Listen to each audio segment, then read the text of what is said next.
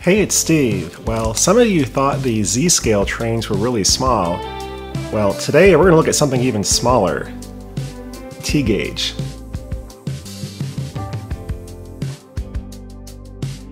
Okay, so here's the T-gauge set that I picked up from vcshobbies.com, and this is, the whole thing here is a small set. This is the actual train, the track, the power supply, all the different accessories, all in this small box. So anyway, let's get it opened up and take a look at what we get. Okay, so the biggest thing by far is this power supply and controller. This is far and away the biggest thing we have here in this set.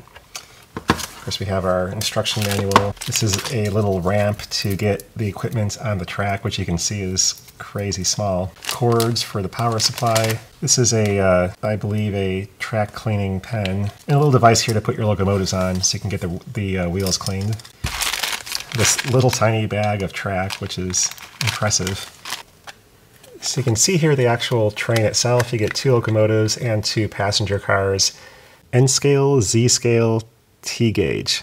Man, that is small. Here's a closer look at this T-gauge set with the 2 locomotives and the 2 passenger cars. This is a ruler in centimeters for reference, so very, very, very small. Here's a Z-scale locomotive for comparison, just dramatically smaller. So anyway, let's go ahead and get some track set up here, figure out how all this works.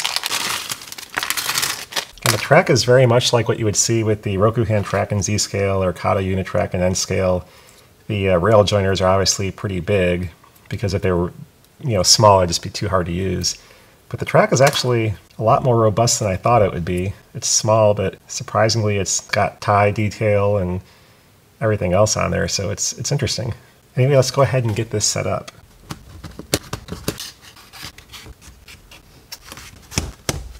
So very easy to put together. And just like the Rokuhan track, we have this power supply that slides into these straight sections. Oh, here we go. Plug on the side. It's like power has to go somewhere. Do need 3 AA batteries. All right, get the batteries in here. Here's a good comparison. AA battery versus T-gauge locomotive. So this is your on-off, this is your direction control, and your speed control. All right, let's see if I can put it on the track without the derailleur. Huh. That's actually not as hard as I thought it would be. Okay, so the reason why these are easy to put on the track, or easier than you'd think, is that it does seem to be, there's magnets in here that actually hold it to the track. And as you get it close to the rails, it just sort of snaps, kind of hard to describe, but it kind of snaps on. Now that doesn't mean you're going to have the wheels on correctly, because it could be like either side of the rail or whatever, but it does kind of snap it right to the rails. Okay, coffee cup in the middle for scale, as well as a N-scale locomotive for scale. And here's a AAA battery for size comparison. All right.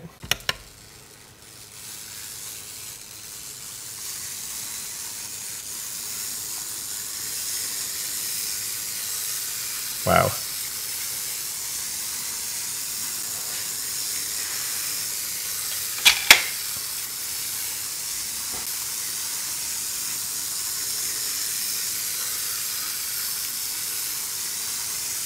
Earthquake test. Huh.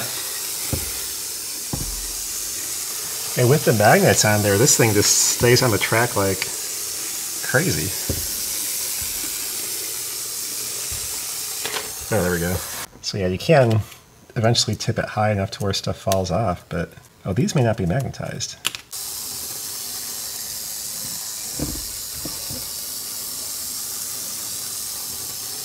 Wow. Okay, so the locomotives are magnetized, but the passenger cars are not. So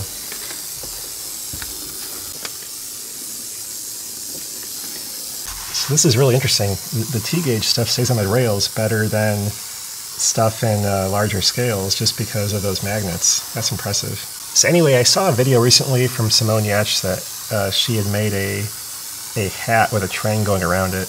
Anyway, that's something I thought would be really fun to do as well. And so anyway, look forward to a video in a couple weeks as I build a layout on a hat with this train going around it. So that should be pretty fun. So anyway, I keep being surprised by these really small scales. Z-scale stuff is surprisingly good.